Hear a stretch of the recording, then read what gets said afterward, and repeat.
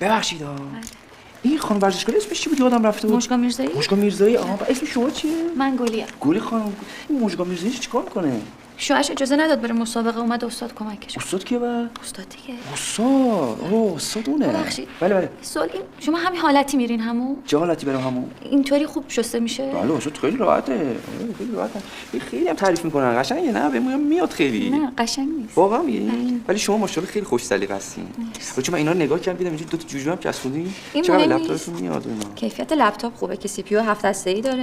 من اینو براتش خب رمش DDR 8 گیگابایتیه. ولی البته اینا که من گفتم اصلا به درد شما نمیخوره. حالا اگه بخوای فیلم اینا ببینی من فقط فیلم اینا میبینم. شما پس میتونی یه دونه برای من اینا جور کنی؟ آره میدونم ولی اگه خواستی خب پس میخوای شماره تلفن من بزن تو نوتبوکتون. بزن من بزنم. بله بریم. عمر جان عزیزم دارم صحبت میکنم اجازه بده. پس اینو درست کردیم من خبر بده باشه چون ما دیگه باید بریم دیگه. با عزت ما دیگه بریم.